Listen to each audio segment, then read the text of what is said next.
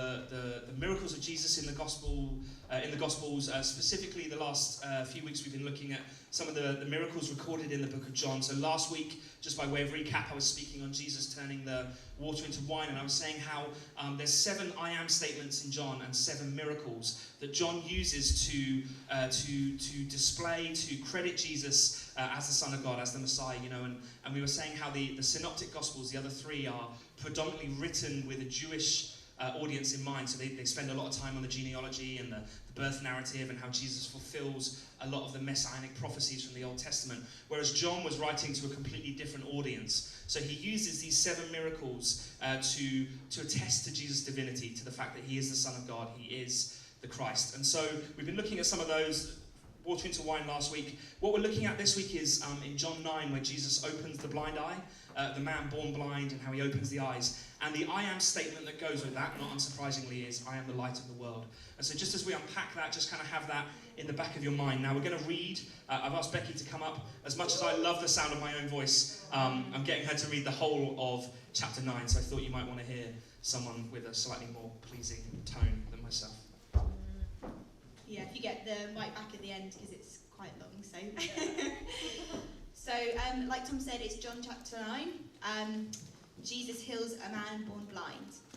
As he went along, he saw a man blind from birth. His disciples asked him, "Rabbi, who sinned, this man or his parents, that he was born blind?" "Neither this man nor his parents sinned," said Jesus, "but this happened so that the work of God might be displayed in his life. As long as it is day, we must do the work of him who sent me. Night is coming when no one can work. While I am in the world, I am the light of this world." Having said this, he spat on the ground, made some mud with the saliva, and put it on the man's eyes. "Go," he told him, "wash in the pool of Siloam." This word means sent. So the man went and washed and came home seeing. His neighbours and those who had formerly seen him begging asked, "Isn't this the same man who used to sit and beg?" Some claimed that he was. Others said, "No, he only looks like him." But he himself insisted, "I am the man." "How then were your eyes opened?" they demanded. He replied, "The man they called Jesus made some mud and put it on my eyes.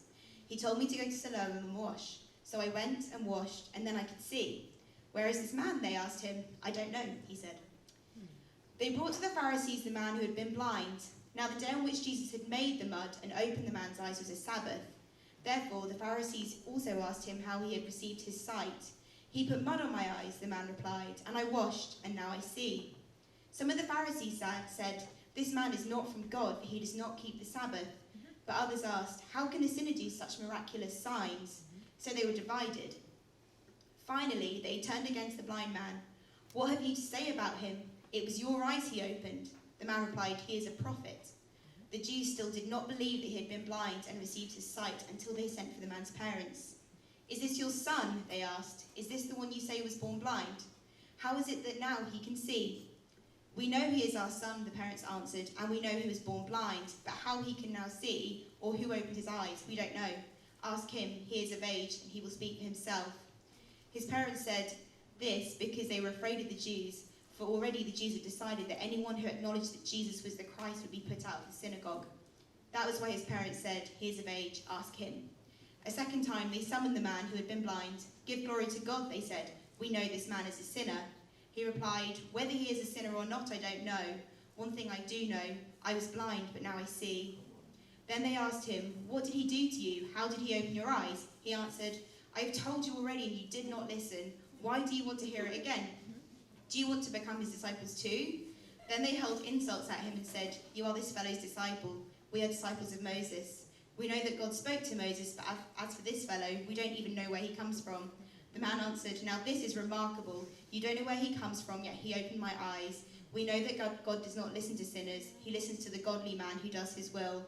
Nobody has ever heard of the opening the eyes of a man born blind. If this man were not from God, he could do nothing." To this they replied, "You were steeped in sin at birth. How dare you lecture us?" And they threw him out. Jesus heard that they had thrown him out, and when he found him, he said, "Do you believe in the Son of Man?" "Who is he, sir?" the man asked. "Tell me so that I may believe in him." Jesus said, "You have now seen him. In fact, he is the one speaking with you." Then the man said, "Lord, I believe," and he worshipped him. Jesus said, "For judgment I have come into this world so that the blind will see, and those who see will become blind." Some Pharisees who were with him heard him say this and asked, "What? Are we blind too?" Jesus said, "If you were blind, you would not be guilty of sin. But now that you claim you can see, your guilt remains." It's great, thank you. See, it was much better getting Becky to read it, right? Yeah. Good job, Becky. There was nothing more terrifying growing up in church than when you got given the reading. You got to do the reading, and then you kind of checked it when you got to church, and it was like one of those ones with all the, all the ites in the Old Testament and all the scary big words. So Becky was very relieved when she realised it was a gospel reading, not something from the Old Testament. Cool, so I just want to go through and just pull out some ideas, pull out some themes, and much like last week, the journey we're going to go on of realising that it's never just the miracle on the surface level that's going on. Jesus did so many of his miracles to demonstrate a deeper truth, to show us a deeper revelation. He came and so often we see that, he did miracles to prove something he'd said or to back up something he said. And of course the overriding motive behind it is love. For God so loved the world. The core theme of the gospel is love. But there's so much more going on than meets, if you'll excuse the pun, than meets the eye. And so, we want to delve deeper, we want to dig deeper. So I'd encourage you just to have your Bibles open as we go through this, and to, much like I said last week, go away and do some study on your own. Go and dig deeper into the scriptures, and really, every time we open scripture, it's an invitation to meet with God, to learn more about who he is, to experience him. Experience isn't a dirty word in church. Did you know that? The gospel is meant to be an experience that requires an explanation. And so often that's what Jesus did. People had an experience when they encountered him that he later then gave an explanation to. And so we want to have that kind of mindset. So let's be expecting God to speak to us tonight. Amen? Okay, come on. 12 of you excited. Amen? Come on, okay. It's good. So verse 6, let's just jump down to that. After saying this, he spit on the ground, made some mud with the saliva, and put it on the man's eyes. I always think that kind of thing when we do words of knowledge, that's always a really easy word of knowledge to have for someone else, isn't it? Oh yeah, Alistair, I really feel like the Lord is saying that you need to spit in Russell's eye, and that's how he's going to get his healing. So, now he's going for it. But actually, what was going on here, there's a couple of different levels we can look at in this. When Jesus spat in the dirt and made clay to rub on the blind man's eye, we learn later on that it was he was doing it on the Sabbath. And in this, Jesus was making a very clear statement to the Pharisees and the scribes. The Pharisees would say that obviously we know, don't we, that you're not meant to work on the Sabbath. But what the Pharisees and the scribes had done in this time was they twisted what God had said. The concept of not working on the Sabbath. They made it so restrictive. They come up with a whole bunch of extra laws and extra clauses to make the law that God gave us really restrictive, really hard to keep. And working on the Sabbath, obviously considered work, it would be. He was making a very clear statement here by healing someone on the Sabbath, and there's a number of different reasons. Interestingly, spitting in the dirt, they would say that even spitting in the dirt was work. And it seems crazy to think about it, but that's how religious they've become. The idea being that if you spit in the dirt, you're making clay. And when we talk about it, that kind of seems so ridiculous. But the Pharisees and the scribes have made such a meal of God's word. They've really kind of made it so hard for people to keep the law. There wasn't one of God's laws that the Pharisees hadn't taken to the nth degree. Does that make sense? Every single kind of law that they had, they created all of these extra clauses that basically meant people would just tie themselves up. The idea being that if you could keep all of the laws, you were righteous. And we were looking at this last week, weren't we, with Jesus using the 6 jar clays that were used for the ceremonial washing, and he was demonstrating that the wine of the new covenant was about fulfilling the law. It was about fulfilling man's best efforts to fulfill the law, and showing that the new wine of the covenant, there was something better than law. And what was that? Grace, yeah.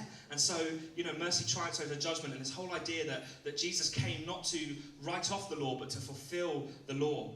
But even there, we see that they'd fallen in, and we use this phrase sometimes, they've fallen in to the love of law instead of the law of love. And actually, the kingdom is the law of love, but actually the religious spirit, and we talk about this sometimes. I love to tell my friends and people, I'm not religious. I'm not religious. I have a relationship with God, and there's a difference between religion and relationship.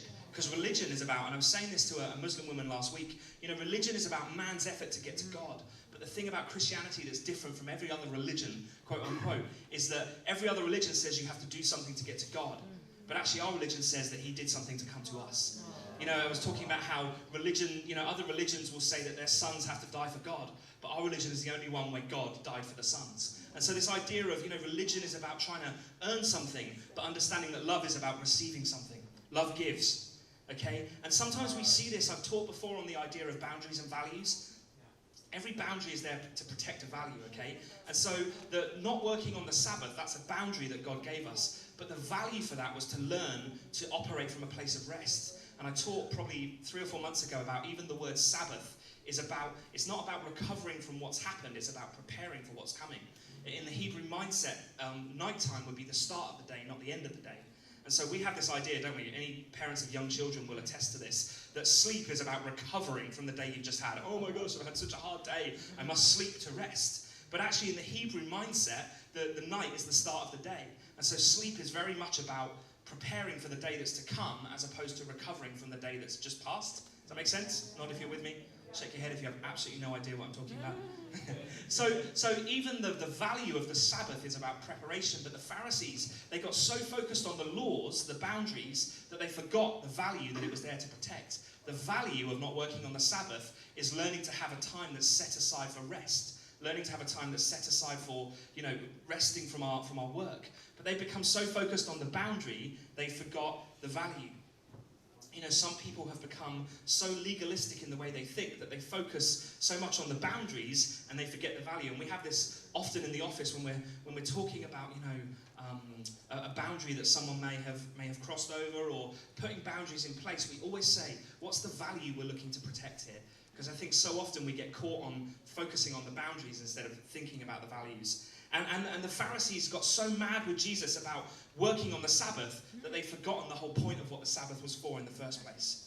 And Jesus did so many things on the Sabbath to demonstrate to the Pharisees where they got so tied up in their ritualistic, law, kind of religious focus, instead of understanding what was the purpose for those laws in the first place. So, where the disciples pick some ears of corn, don't they, to eat on the Sabbath. And he points them back to where David in the Old Testament and his men ate the sacraments. Do you remember that? Do you guys ever eat communion bread at the end of... I do that sometimes, just confession time. Communion bread is so good. I don't know why communion bread is so tasty, but, the whole idea that, they a couple of people are laughing because you've definitely done that as well. You kind of sneak up, don't you? No one has the grape juice because it's terrifying at the end of communion, isn't it? Because it's got all the little... No? Okay.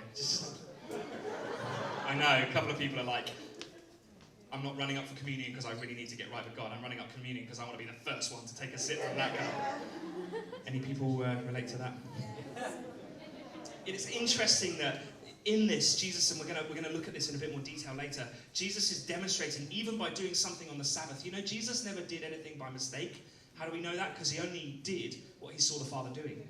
Okay, so everything he does have meaning. Everything he says, I only ever say what I hear the Father saying. Everything he said and did had meaning. There were no throwaway phrases. There were no kind of tasks that were kind of meaningless. Everything had meaning. And so the other aspect, it's possible that Jesus, do you remember right at the start of John 1, what does John establish right at the start of John 1? In the beginning was the Word, and the Word was with God, and the Word was God. He was with God in the beginning. Through him, all things were made. Without him, nothing was made that has been made. And just the other thing I was thinking about as I was studying was, the use of the clay to heal the man made me think about man being formed from the dust. And I just love that's a kind of little, a little point maybe that Jesus was demonstrating, just as John established in John 1, that through him all things were made. And I wonder whether Jesus, as he saw the clay go onto that man's eyes, was aware that in the beginning, he was there. He was the one that created. He was with God and he was God. And so this whole idea of just even we've got the Sabbath element, but we've also got this idea of, this nod, as it were, to Jesus being fully God, fully creator. And I just love seeing all of these kind of little nuances, little ideas. In the beginning was the Word, and the Word was with God, and the Word was God. He was with God in the beginning, and through him all things were made. Why don't you just close your eyes? Thank Jesus that he was there right in the beginning. He's the Alpha and the Omega. He was there right at the start. And he'll be there right at the end. And through him all things were made. And even in the Jesus making this clay with his fingers, when he spat and he made the clay with this dust, there were 4 of the Pharisees' rules that he was breaking. And it just kind of seems so bizarre to look at this, but he was plowing on the Sabbath. The spit rolling on the dirt. He was kneading on the Sabbath. That was forbidden. He was making the clay. He was anointing on the Sabbath. By placing the clay onto the blind man's eyes, he was anointing, and that was forbidden. And he was healing. And this is the most bizarre one of all. Healing was forbidden on the Sabbath unless it was an absolute emergency. How crazy is that? Can you imagine if you came to church and were like, sorry, we're only doing healing of emergencies only. Is there anyone who is in emergency medical need? We'll heal you, but everyone else, could you come back to the office tomorrow? I mean, it's just so bizarre, and that's such a clear example of someone who's so focused on the boundaries that they've completely forgotten the value. Does that make sense? They were so focused on must keep the rules, that they missed the point that here's someone who's blind, who's been blind from birth. And the heart of God is so about the value over the boundary. I don't care if I break the rules as long as I keep the value. Does that make sense? And so he's allowing the religious cages to be rattled. And sometimes you can hear that, in church, the religious cages being rattled. And I'm so glad we're part of a church movement that was founded on the whole idea of kind of religious cages being rattled. So often we're so tied up in our idea of how we think things should look, aren't we? We know, don't we? We've got this little box that we like to put God in. Does anyone have that box? I have that box, well, this is probably how God will act, or this is probably what should happen, and, a lot of my prayers are about advising God and maybe kind of giving him some ideas of what he might like to do on my behalf, and we need to have this kind of mindset that allows God to just come in and upset all of our religious kind of, it should look this way or that way, this is how we've always done it. We have charismatic tradition, did you know that? We're kind of so proud, aren't we, as charismatics sometimes, that we're not traditional. We have our tradition, we do the same things that we do because that's the way we've always done them. And I love how Jesus, even in the way he healed, every time it was different. There was no method, there was no kind of formula that he had to fill out to do a healing, because every single time he was listening to what the Father said, and every single time it was different. And I love that. It gives us an insight into the way God likes to work. Just turn to your neighbour and say, it's different. And verse 7, go, he told him, wash in the pool of Siloam. This means sent. So the man went and washed and came home seeing. And this word here, again, this is another nod that Jesus is giving to the deeper level, the deeper truth. On the surface, what we're seeing is him healing the blind man. He tells him, go and wash in this pool, this particular. There would have been loads of pools around, but he sent him to this particular one. And actually, this word is rooted in the word Shiloh. Have you guys heard that word before? There's a couple of ministries around that are called Shiloh ministries. And this is, the other time this is used in John is John 17, when Jesus prays to the Father, and he says, you've sent me. And that word Shiloh, it's sent. It's that word sent. It's this idea of one who is sent for a purpose or for a mission, something to complete. And the other place that we see this kind of root word is in Genesis 49. It talks about Shiloh, and that reference is about the Messiah. There's a reference there about the Messiah, and the word Shiloh is used, the one who is sent. Messiah is sent to accomplish the works of God, to bring restoration to God's people. And so even in the pool that he's sent him to, he's demonstrating, I am Messiah. He says, go and wash, go and wash. Think about the symbolism there. Go and wash yourself in the pool of the one who was sent. Isn't that amazing? Any pool he could have picked. And they would have known because, the concept of things being named and having purpose and meaning would have been front and center in their culture. In our culture, we've kind of lost that a little bit with our naming. I love the name Lion. There's a statement of intent if ever I saw one. So clearly, Graham and Natalie haven't lost the concept of the importance of the naming. I'm Thomas, that means twin. I won't tell you the story of why I'm called twin because it's quite embarrassing. But there's meaning in the names, and so even for the blind man to be sent, the one who created his eyes, the one who formed him from the dust, making this clay out of the dust, anointing him, healing on the Sabbath, showing that he has authority over the Sabbath. And where does he send him to be cleansed? But to the pool that is called sent. Why don't you just close your eyes and thank Jesus that he was sent, that he came. And when we go, blind as we are, to the one who was sent, we wash ourselves in his cleansing flow and our eyes are opened. There's a prophetic picture right there. That just in the man born blind, this condition from birth, we had this condition from birth that's called the sinful nature, the blindness that stops us from seeing God. And just in the same way that the man who had that condition from birth was sent to the pool that means Messiah, in the same way when we go to that place, we can be washed, we can be cleansed, and our eyes are opened. I love Everything that was wrong with us, even from birth, is made right when we are washing in the one who was sent. Verse 8 and 9, those who knew the man formerly have, I love this, here's a prophetic picture. Just imagine you've gone and you've been washed in the cleansing flow of the Messiah. You're born again, you're saved.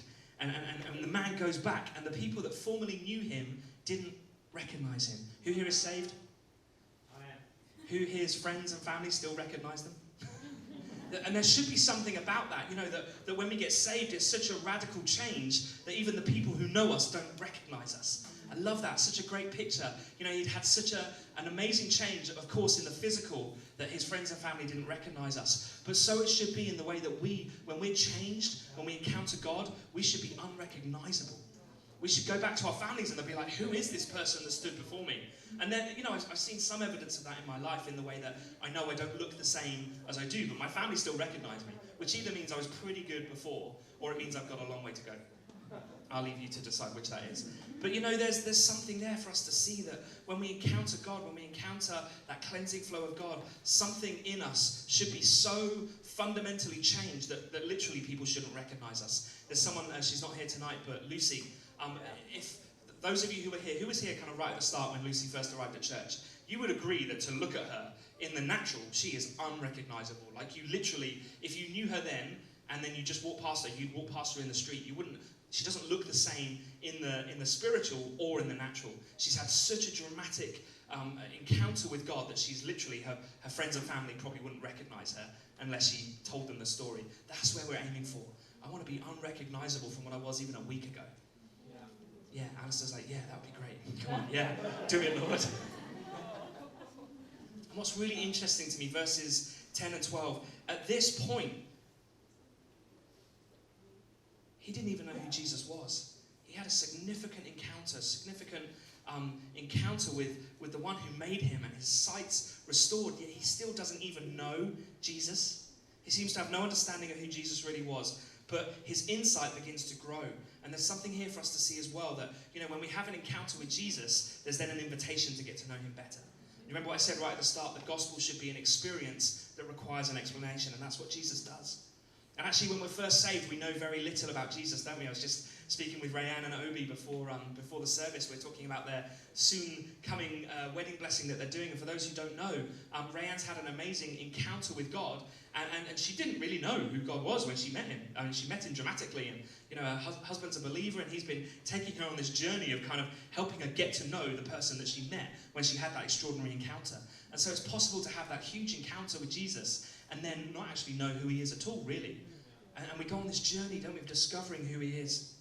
And so often, I was saying this last week, that we want to figure something out before we take a bite of it, don't we? We want to assess. You want to read the menu first before you order it and take a bite of it. But the Bible doesn't say see and taste that the Lord is good. He says taste and see. And we see this man, he tasted who he was of God, and then he saw who he was. And as his eyes were opened in the natural, his eyes were opened in the spiritual. And that's that journey we're going on, our eyes being opened to who God is. Taste and see. Verse 15, we're going to jump down there, and I want you to note the subtlety here, because the Pharisees are judging him, aren't they? They're questioning, did this really happen? Did this, we can't get our heads past the fact that this is the Sabbath. And the Pharisees begin to investigate the healing. Verse 15 says, therefore the Pharisees also asked him how he had received his sight. He put mud on my eyes, the man replied, and I washed, and now I see. And they begin to judge him. They begin to kind of, cross-examine him. But what's really interesting here, and this is where I want to draw the parallel between the religious spirit and the relationship.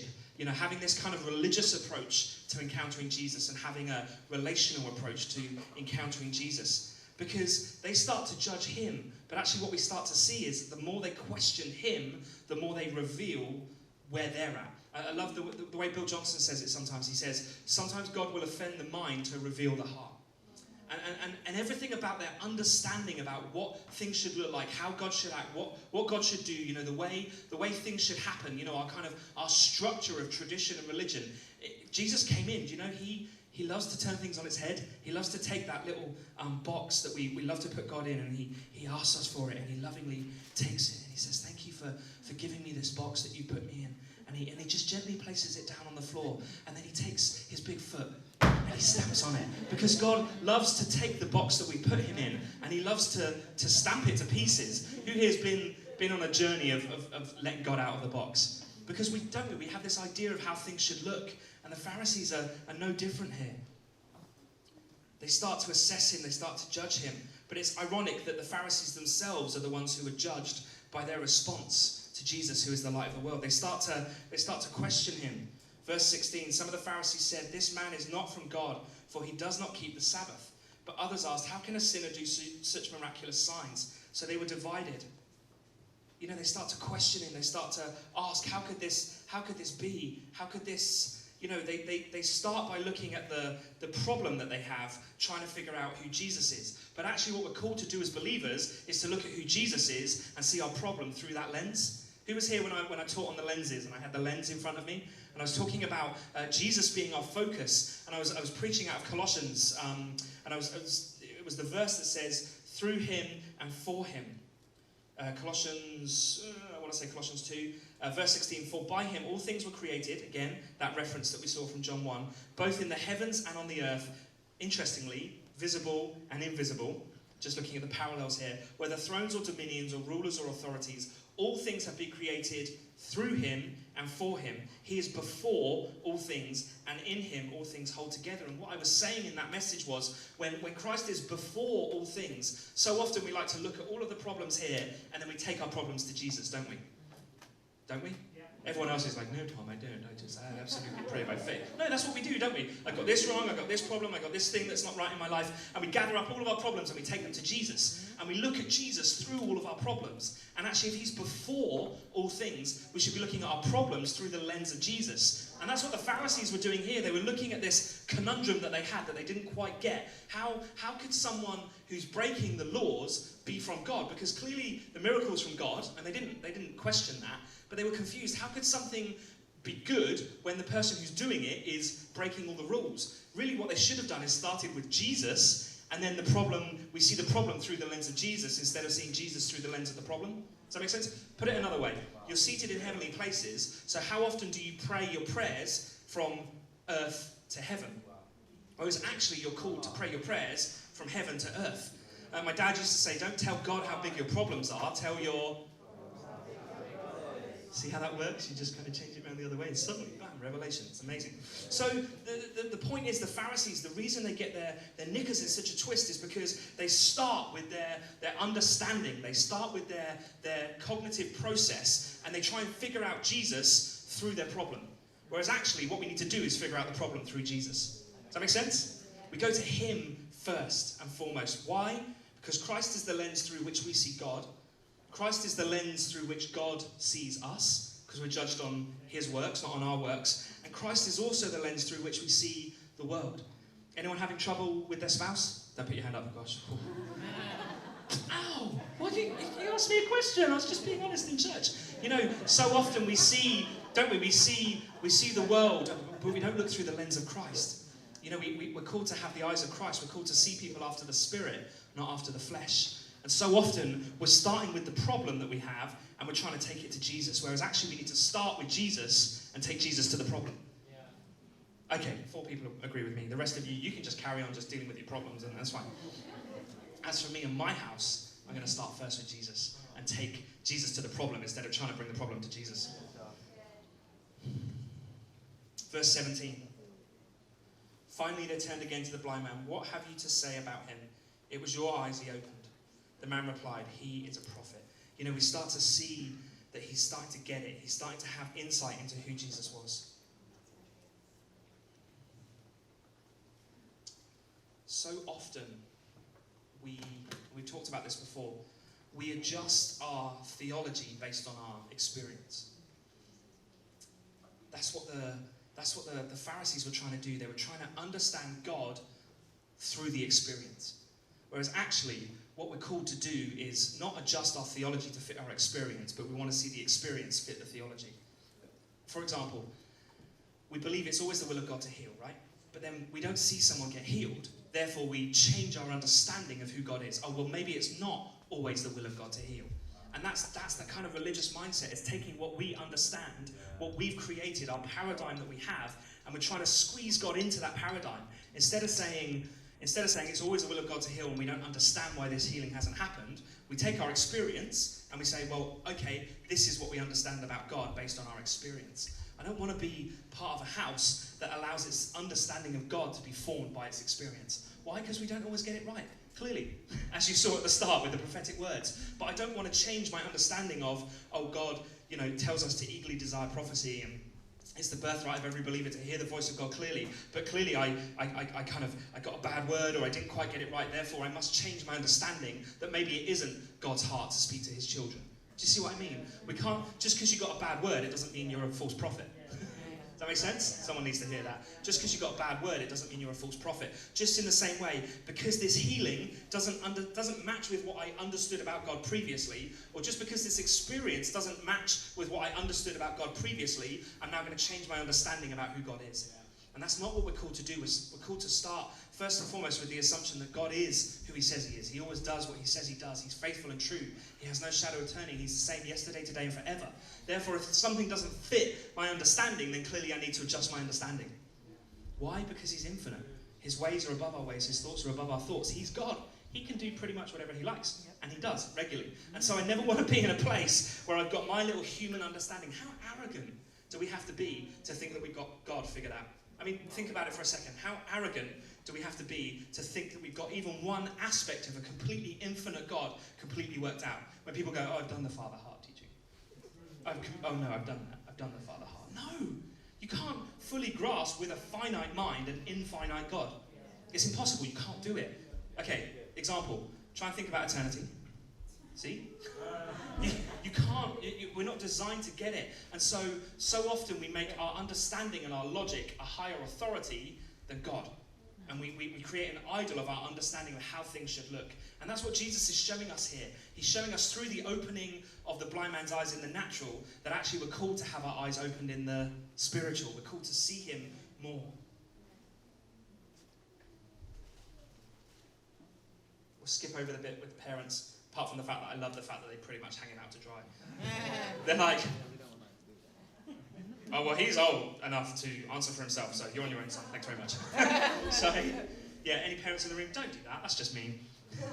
But it's interesting that the one point I do just want to pull out of that is the motive for not standing up for him was they were fearful of being thrown out of the synagogue. And so often we place too much emphasis on our place of status, our establishment, our comfort zone.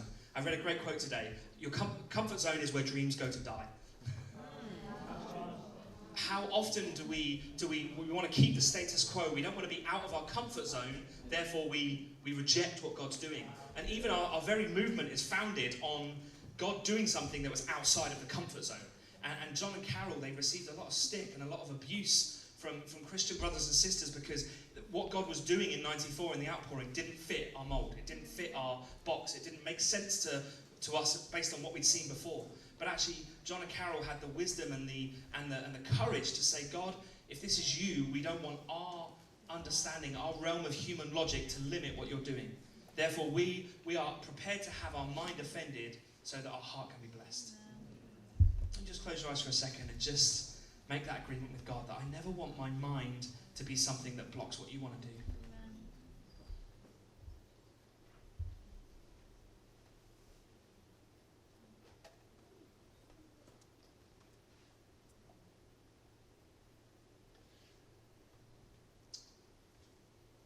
Verse 24, the Pharisees give up interrogating the man's parents, clearly, because they're just leaving him. He's old enough, he can do what he likes. I think my parents did that to me a few times. You're a big boy, you can deal with it. You got yourself into this mess, you can get yourself out of this mess.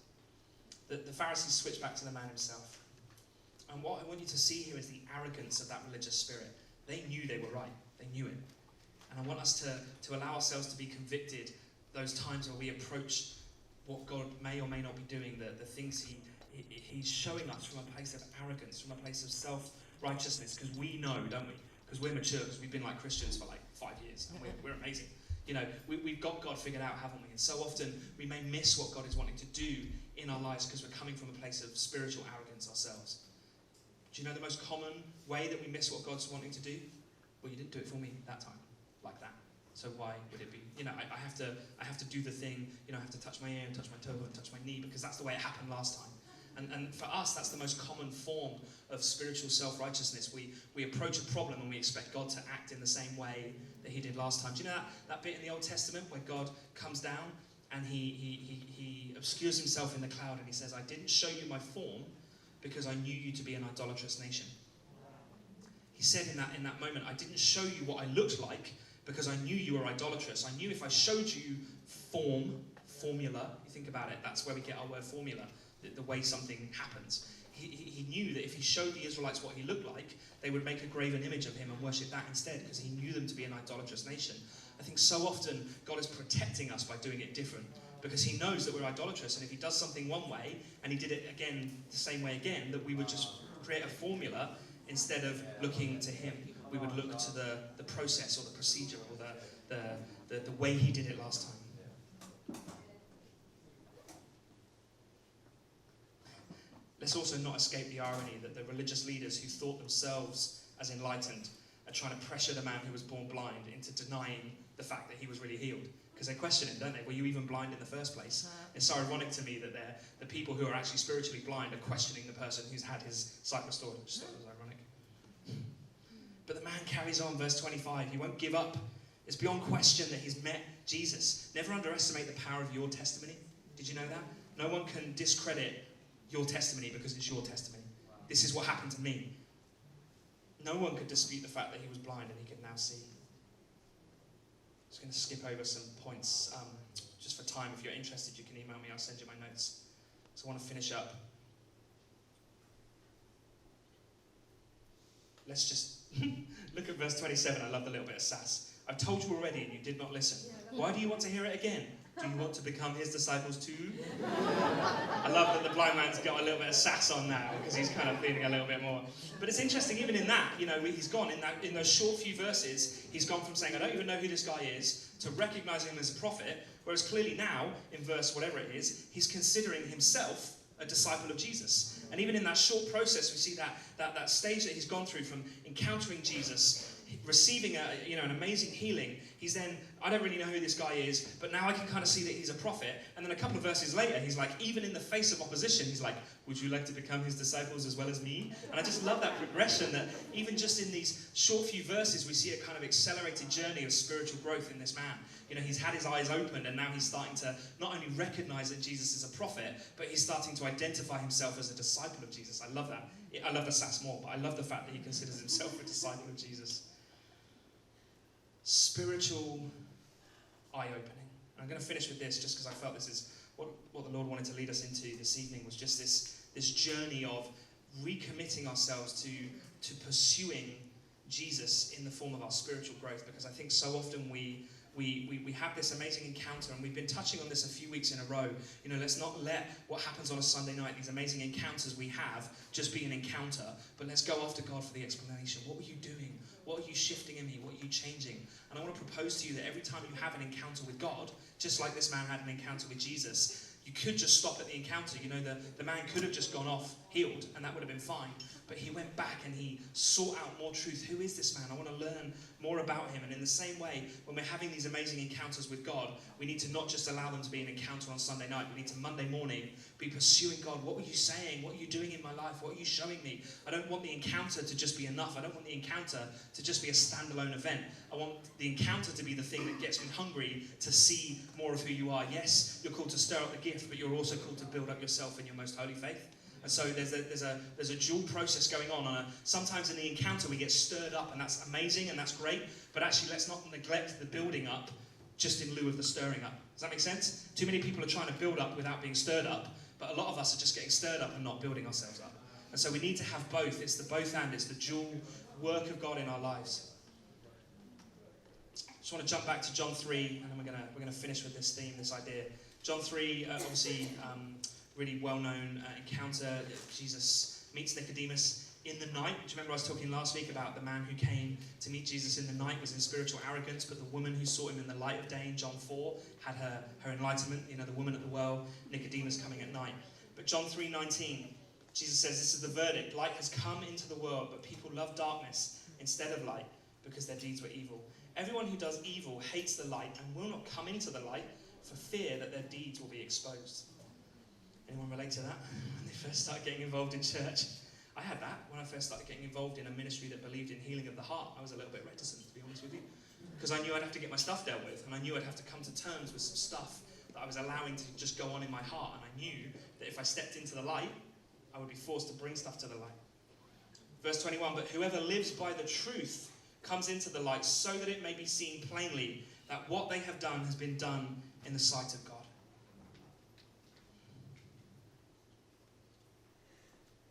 Here's the point I want to land on. Verse 39 to 41. Jesus summarizes. We see just before this, the man worshipped him. That's the completion of that journey from not knowing who he was to receiving this encounter to then going and being healed to then recognizing him as a prophet, associating himself as a disciple, and then lastly, he worshipped him. And we see that full progression, that full journey from having your first encounter with Jesus. Just in those few verses, we see that whole spiritual journey of understanding, encountering Jesus, beginning to understand who he is, recognizing him for who he is, associating yourself with him and his disciples, and then worshipping him. And you'll be familiar with the word proskuneo, the word that's translated worship. It's interesting, this is the only place in the Gospel of John where anyone is said to have worshipped Jesus using this term. Because we know, don't we, proskuneo is to approach as if to kiss. It's that place of intimate worship. It's the only place in John that someone worships Jesus using the word proskuneo. Wow. He had that amazing encounter. His eyes were open to the beauty of who God is, and his reasonable response to the person and the presence of Jesus was to worship him. And then in 39 to 41, we see this summary. Jesus says, judgment has come.